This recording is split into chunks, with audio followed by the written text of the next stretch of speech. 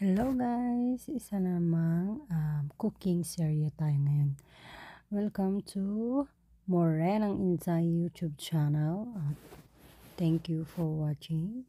And ayan, mag-uumpisa na ako guys. Uumpisan ko na.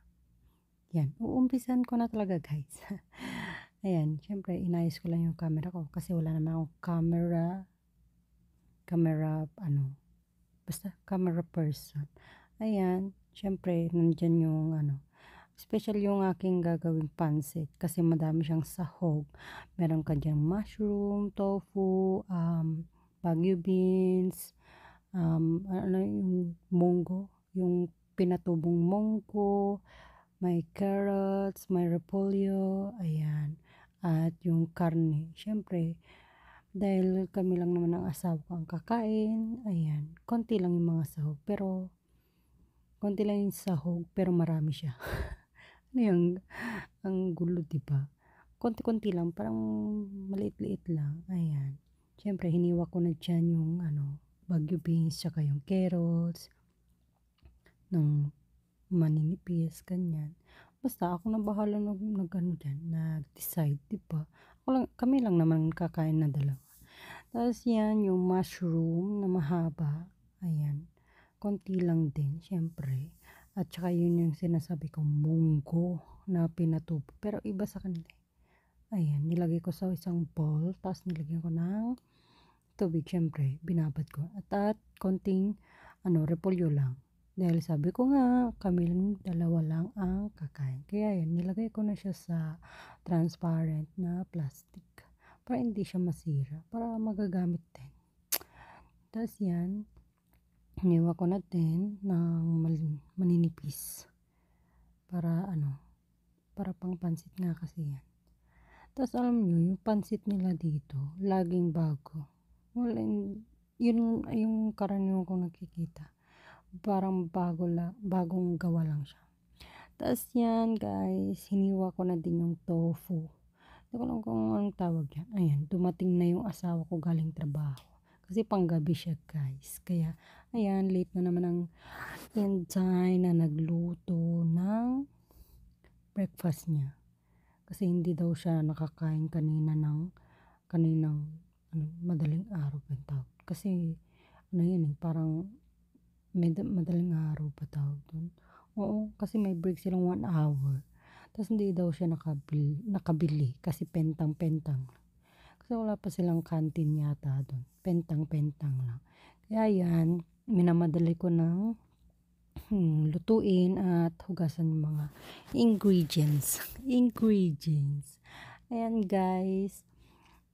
Kung ang tawag doon, yung boses ko pala guys, pagpasensyahan nyo na at medyo paos. Parang paos lang siya pero hindi. Mahina na lang ako mag voice over kasi nga may kasama ako dito. Baka maingayan sila, baka sabihin, ano kayang ginagawa nun? Diba? Ayan, balik tayo sa aking ginagawa. Ayan, naghiwala ako dyan ng sibuyas. Kwan lang pala, ang bawang tsaka sibuyas. Ayan, naiyak-iyak ba ako dyan guys? Kasi nga, naamoy ko yung sibuyas. Ayan, syempre, kapag maghihiwa naman tayo ng sibuyas talaga, naiiyak-iyak tayo. Ayan, mag-uumpisa na ako mag-gisa-gisa dyan. Hindi lang masyado nakita. Pero nilagay ko dyan yung pork and isinunod ko na din yung syempre yung wala pa ba? Sinunod ko na din yung tofu. Kasi kinakausap ko dyan ng asawa ko. Ayan, nagugutom daw siya. Sabi ko naman, ayan, bibilisan ko ng magloto guys. Ay, syempre, for the video pa ako dyan, diba? Natumba. Kasi nga, wala akong stand, bago-baguhan pa lang kasi ako gumagawa ng aking YouTube channel. Kaya yan. Ayan, sunod ko doon ay ang oyster sauce. Diba? Ang kulo. Oyster sauce tsaka konting soy sauce kasi masyadong maalat yung kanilang oyster sauce. Hindi siya kagaya sa Pinas. Iba yung oyster nila dito. Tapos yan, naglagay ko ng yung binigay ni mama na isang powder na may paminta na. Basta seasoning siya. May pamintang durog na din ganun. Tapos yan, naglagay din ako ng kaunting tubig. Ayan, tinakpan ko muna siya. 'di ba? Nakita niyo yung mga ingredients ko, ang dami 'no? Pero konti lang yun, parang konti lang. Ayan, tikman na natin kasi kumulo na. Masarap na siya, hindi siya maalat kasi nga konti-konti lang nilagay ko. Pero dahil hindi ako satisfied, yun dinagdagan ko siya ng konting toyo. Tapos yan guys, ilagay ko ng mushroom, tapos yung Baguio ay gisantis tawag namin sa Ilocano, gisantis, ayan. Tapos sunod ko na din yung sinasabi kong fresh na noodles nila, kasi hindi siya dry. Kagaya sa atin na may fresh pa naman sa atin kaso matigas, medyo yung yellow ba yun? Yan kasi pure white, parang bagong gawa kasi may ari-ari na pa siya. Ayan guys, hinalo-halo ko lang dyan yung ating pansit at sinunod ko na din yung carrot tsaka yung Baguio beans. Kasi yan yung mga matatagal maluto, di ba? Ayan, di ba? Ang bilis. Pinilisan ko dyan kasi gutom na yung asawa ko. Parang ang sarap, no? Pero hindi ko alam. Pero sabi ng asawa ko, nung natikman niya, sarap daw. Ang galing. Ayan, konting sabaw lang kasi dry kwan tayo. Ayan, tikman natin ulit kung masarap ba o hindi. Ayan, nagdagdag ako ng patis. Konti lang yan. Tansya-tansya lang ako dyan. Kaya walang sukat.